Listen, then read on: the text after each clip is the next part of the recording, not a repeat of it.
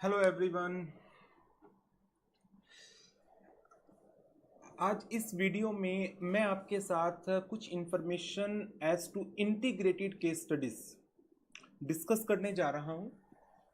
Institute ने last year मई 2019 में audit law taxation के पेपर में 30 मार्क्स के एमसीक्यूज को इंट्रोड्यूस किया था और उसके बाद से इन नंबर ऑफ टाइम्स अलग अलग टाइम्स पर कुछ नोटिफिकेशंस आती रही इंटीग्रेटेड केस स्टडीज़ को लेकर, बट क्लैरिटी नहीं थी कि इंटीग्रेटेड केस स्टडीज़ कितनी मार्क्स की एग्ज़ाम में पूछी जाएंगी। कोई प्रॉपर नोटिफिकेशन इसको लेकर इंस्टीट्यूट ने कभी भी नहीं दी। In the month of February 2020 जब आरटीपी रिलीज हुई तो आरटीपी के अंदर कुछ केस स्टडीज़ दी गई, बट फिर भी ये क्लियर नहीं था कि एमसीक्यू के 30 मार्क्स में कि केस स्टडी सिर्फ इंटीग्रेटेड होंगी या इंडिविजुअल क्वेश्चंस भी होंगे। बट नाउ अब जुलाई 2020 एग्जाम्स के लिए इंस्टीट्यूट ने मई में जो मॉक टेस्ट सीरीज कंडक्ट की है उसके अंदर एक चीज सामने निकल करके आई है कि इंस्टीट्यूट दोनों तरह के क्वेश्चंस एमसीक्यू पार्ट के अंदर पूछेगा। कुछ क्वेश्चंस इंडिविजुअल एमसीक्यूज बेस्ड होंगे और कुछ केस स्टडीज पूछी जाएंगी। जो अभी मॉक टेस्ट पेपर कंडक्ट किए गए हैं उसमें ऑडिट के पेपर में 20 मार्क्स की केस स्टडीज को पूछा गया है और लॉ के पेपर में 16 मार्क्स की केस स्टडीज को पूछा गया है। Considering that we can say कि 16 to 20 मार्क्स की केस स्टडीज एग्जाम में पूछी जाएंगी। अब केस स्टडीज किस तरीके से पूछी जाएंगी उसके दो एस्पेक्ट्स होते हैं। एक एस्पेक्ट ये है कि एक ही चैप्टर के रिलेटेड कुछ प्रोविजंस के बेस पर केस स्टडीज को बना दिया जाए। जैसे कंपनी लॉ के अंदर डायरेक्टर्स को ध्यान में रखते हुए, डायरेक्टर्स के चैप्टर को कंसीडर करते हुए इंस्टीट्यूट ने अब की बार केस स्टडी पूछी है मॉक टेस्ट पेपर में। सारे क्वेश्चंस डायरेक्टर से रिलेटेड हैं। दूसरी चीज आ जाती है कि आप कुछ कॉन्सेप्ट्स कि एक लॉ का, दूसरा स्टैंडर्ड्स का, तीसरा एथिक्स का, कारों का, रेगुलेटरी प्रोविजंस का मिक्सअप करके इंटीग्रेट कर दें कुछ अलग अलग कॉन्सेप्ट्स को और फिर एक केस स्टडी पूछें, जैसे ऑडिट के पेपर में इन्होंने किया है। ऑडिट के पेपर में जो दोनों केस स्टडीज इंस्टीट्यूट ने मॉक टेस्ट पेपर में दी हैं 20 मार्क्स के लिए, दोनों ही केस स्टडीज के अंदर उन्होंने किसी एक पर्टिकुलर टॉपिक के ऊपर वो केस स्टडी नहीं दी, रादर हर एक केस स्टडीज में उन्होंने एक कॉम्बिनेशन यूज किया है 3-4 कॉन्सेप्ट्स का। जैसे पहली केस स्टडीज में उन्होंने एथिक्स भी पूछा है, कारो भी पूछा है, कंपनी ऑडिट भी पूछा है, साथ में जीआईसी का एक क्वेश्चन भी पूछा है। फिर इसी तरीके से दूसरी केस स्टडीज के अंदर भी उन्होंने 3-4 कॉन्सेप्ट्स को इसके अंदर इनकॉर्पोरेट किया है। यही चीज लॉ के अंदर भी की गई है। तो मैं आपको थोड़ा सा एक बार दिखा देता हूं कि किस तरीके से ये मॉक टेस्ट पेपर में केस स्टडीज इंट्रोड्यूस की गई है। ये ऑडिट का पेपर है मई 20 मॉक टेस्ट पेपर।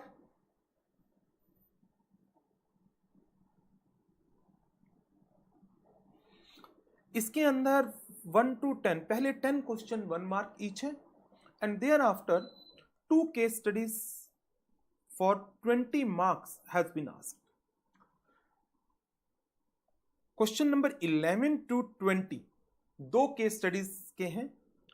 पहली केस स्टडीज 11 to 15 5 क्वेश्चंस को कवर अप कर रही है और जब हम इसके क्वेश्चंस को देखते हैं तो देखिए एक क्वेश्चन इंश्योरेंस कंपनी के सॉल्वेंसी मार्जिन पर बेस्ड है।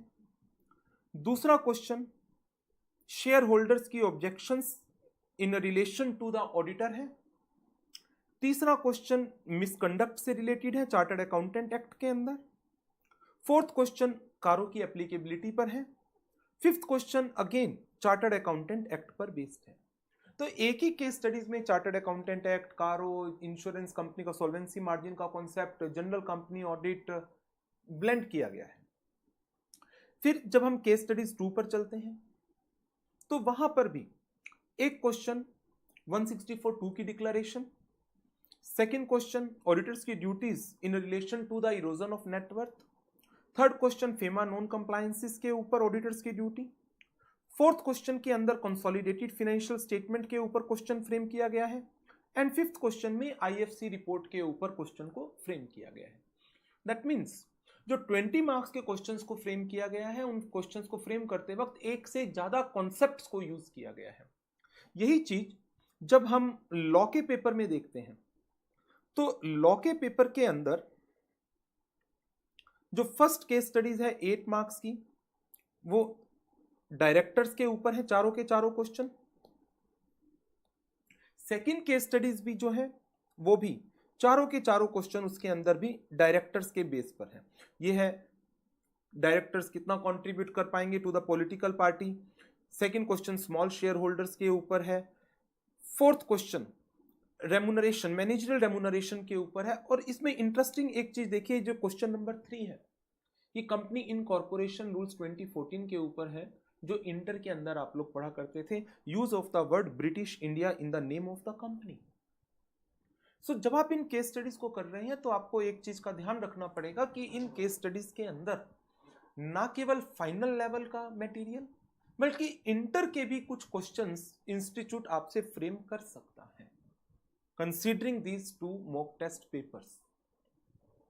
इन्हीं चीजों को ध्यान में रखते हुए और इसी पैटर्न को ध्यान में रखते हुए हम लोगों ने अपनी वर्कबुक, जो मैंने आपके साथ डिस्कस की थी, कि हम लोग अपनी इस वर्कबुक को लॉन्च कर रहे हैं।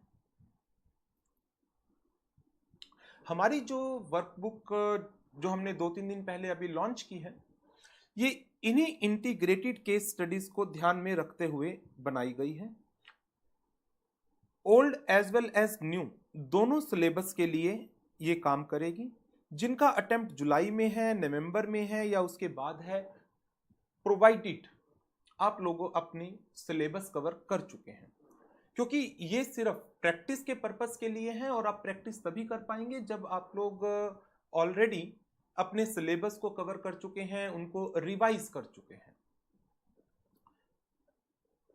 इस स्लाइड में यही बात बताई गई है कि ऑडिट के पेपर के अंदर 2 केस स्टडीज पूछी गई हैं, और ये न्यू सिलेबस के अंदर भी पूछी गई है, as well as old syllabus में भी, audit as well as law दोनों पेपर के अंदर। इन्हीं केस स्टडीज के पैटर्न को देखते हुए और इनकी एडवांस क्वेश्चंस इसमें पूछे गए हैं, उसी को ध्यान में रखते हुए हम लोग अपनी केस स्टडीज डेवलप करेंगे।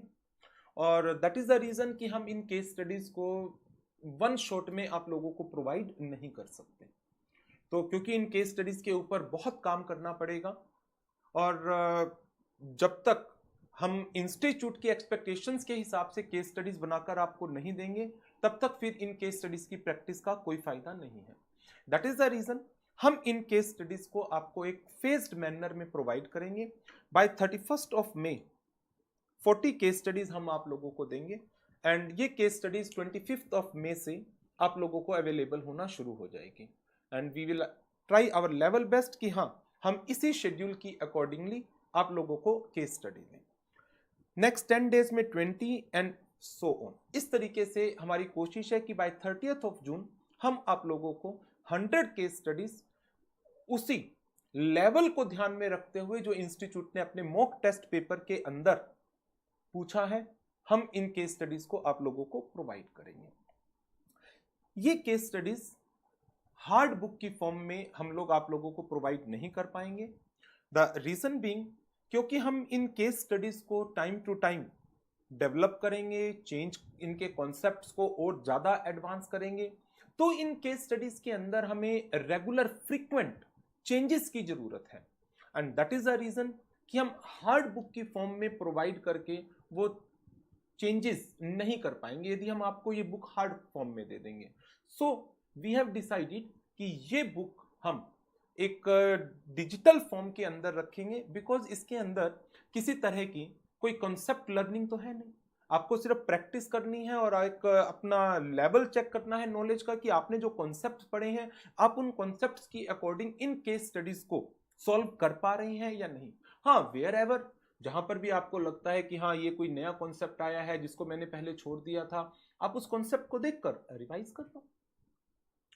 सो कंसीडरिंग दैट कि हमें ये केस स्टडीज आपको एक एडवांस लेवल की जैसी इंस्टीट्यूट की एक्सपेक्टेशन है उसी के हिसाब से प्रोवाइड करनी है, हम इन केस स्टडीज को आप लोगों को हार्ड कॉपी में अवेलेबल नहीं करा पाएंगे।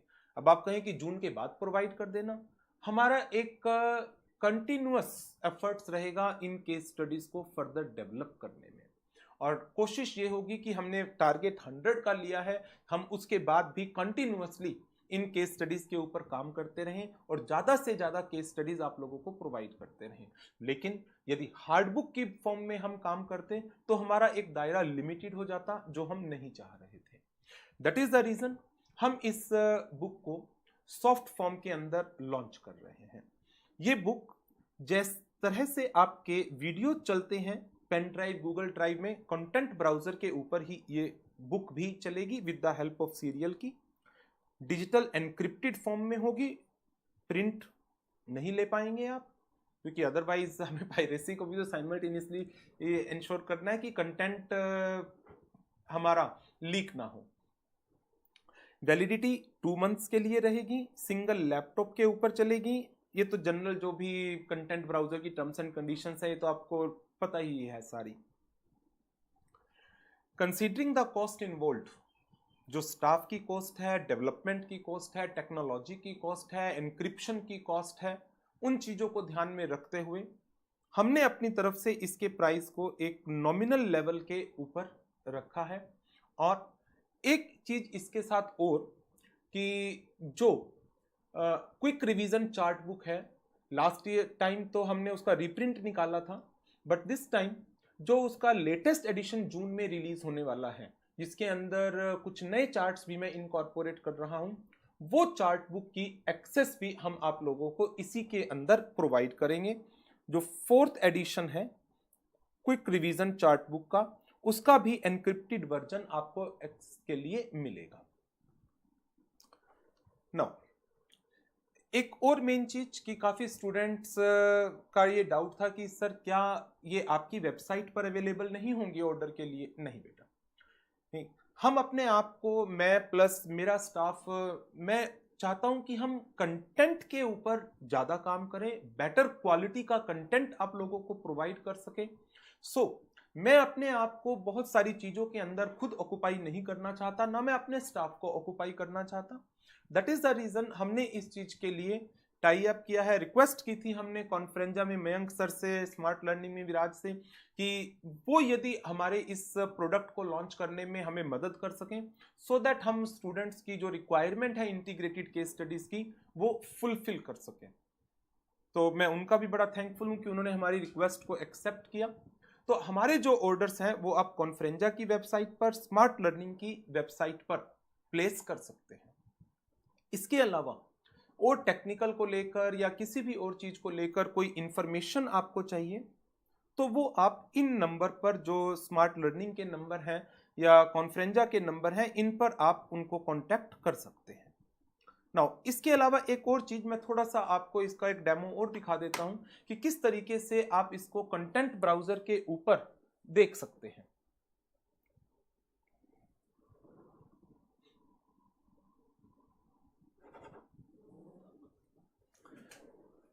इस तरीके से फोल्डर आप लोगों को कंटेंट ब्राउजर के अवेलेबल होते हैं।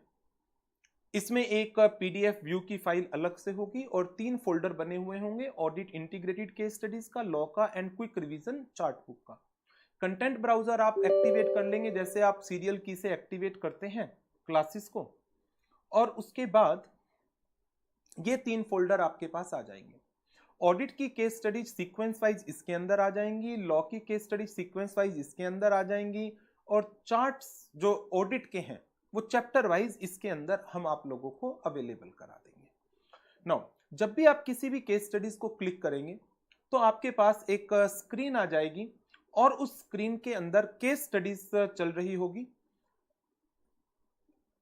उस केस स्टडीज में आपके पास फैक्ट होंगे कंप्लीट, आप फैक्ट्स को पढ़िए, उसके बेसिस पर 4 से 5 क्वेश्चंस होंगे, उन क्वेश्चंस के आंसर को दीजिए और फिर आप सेलेक्ट करिए, चेक करिए कि क्या जो आपने आंसर दिए वो सही है या नहीं। उसके लिए हमने एक काम किया है, हमने इंस्टीट्यूट की तरह से ABCD आंसर नहीं दिए, खाली ABCD के साथ जो भी करेक्ट ऑप्शन है उसके साथ हमने डिटेल्ड रेफरेंस दिया है कंसर्न सेक्शन का, सेक्शन के रिलेटेड प्रोविजन का। कहीं पर किसी तरह की कोई कैलकुलेशंस की रिक्वायरमेंट थी वो कैलकुलेशंस भी हमने करके दी है, कहीं पे रूल के कोई रिलेटेड प्रोविजंस थे तो वो हमने अपनी तरफ से पूरी कोशिश की है कि हम आपको रिलेटेड कॉन्सेप्ट भी रिवाइज करा सकें इन केस स्टडीज के थ्रू। और इन कॉन्सेप्ट्स को रिवाइज करते वक्त जहां पर भी आपको लगता है कि हाँ किसी भी तरह से कोई कॉन्सेप्ट है इंपॉर्टेंट है जो आपने मेन बुक में या मेन स्टडीज के टाइम स्किप कर दिया था बट केस स्टडीज में वो आ रहा है, तो वो आप मेन बुक में साइमल्टेनियसली नोट कर सकते हैं। सो कोशिश हमारी यही है कि हम आपको बेस्ट क्वालिटी मटेरियल प्रोवाइड कर सके और जो कंटेंट होगा ऑडिट लॉ दोनों की मिलाकर के 100 केस स्टडीज होंगी। 30 जून तक हमारा टारगेट 100 केस स्टडीज का ही है, बट कोशिश हमारी उसके बाद भी जारी रहेगी कि हम more and more case studies को इनकॉर्पोरेट करके आपको प्रोवाइड कर सकें। और एक चीज और जो बताना चाहूंगा आपको, क्वेश्चंस को फ्रेम करते वक्त हमने जुलाई 20 नवंबर 20 दोनों का ध्यान रखा है कि किसी क्वेश्चन का आंसर जुलाई 20 अटेम्प्ट के लिए ये था, नवंबर 20 के लिए क्या बनेगा उसको भी खास तौर से ध्यान में रखा है। जैसे आईबीसी के अंदर लिमिट पहले 1 लाख की थी, अब 1 करोड़ की है, तो ऐसे क्वेश्चंस को भी हम उसके अंदर अपनी केस स्टडीज में फ्रेम कर रहे हैं और उसके आंसर को 2 पार्ट में लिख रहे हैं कि जिनका अटेम्प्ट जुलाई में है उनके लिए आंसर ये रहेगा, जिनका अटेम्प्ट नवंबर में है या उसके बाद है उनके लिए आंसर ये रहेगा। हम अपनी तरफ से बेस्ट एफर्ट्स कर रहे हैं, but we are also the human beings, mistakes हमारे से भी हो सकती है। सो कहीं पर इन केस स्टडीज को पढ़ते वक्त आपको कोई डाउट आता है, वैसे डाउट आएगा नहीं क्योंकि हमने detailed answer along with reasons आपको प्रोवाइड किए हैं, खाली ऑप्शन नहीं लिखी है ABCD की। सो बट फिर भी स्टिल यदि आपको कोई डाउट आता है तो एकेडमिक के लिए आप मेरे को मेल कर सकते हो। और इसके अलावा टेक्निकल नंबर ये चल ही रहा है कॉन्फ्रेंजा एंड स्मार्ट लर्निंग का। कोई भी इससे बुक से रिलेटेड कोई भी चीज है तो इसमें मैं आपको रिक्वेस्ट करूंगा कि टेक्निकल या अदर चीजों के रिलेशन में जो भी बात आपको करनी है तो प्लीज मेरा स्टाफ, मैं अपने स्टाफ को इन्वॉल्व नहीं कर रहा हूं, मैं अपने स्टाफ को कंटेंट डेवलपमेंट पर इन्वॉल्व कर रहा हूं। टेक्निकल मैटर्स के ऊपर, सेल से रिलेटेड कोई चीज है या आफ्टर सेल सपोर्ट है, वो सब चीजें आपको कॉन्फ्रेंजा एंड स्मार्ट लर्निंग की तरफ से अवेलेबल होंगी। एकेडमिक कोई भी डाउट इन केस स्टडीज को करने के बाद फिर भी यदि आपका रह जाता है देन आप मेरे टेलीग्राम टेलीग्राम ग्रुप में डाल सकते हैं। टेलीग्राम चैनल आप मेरा ज्वाइन कर सकते हैं, वहां पर भी मैं कुछ केस स्टडीज के वीडियो बना करके आप लोगों के साथ शेयर करूंगा। टेलीग्राम चैनल का लिंक @ALT क्लासेस और टेलीग्राम ग्रुप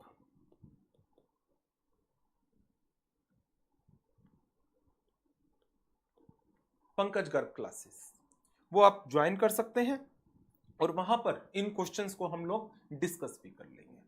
उम्मीद करता हूं कि ये केस स्टडीज आपके एग्जाम के लिए आप लोगों को मदद करेगी और आपकी प्लस इंस्टीट्यूट की एक्सपेक्टेशंस को भी फुलफिल करेगी। Thank you very much and good bye.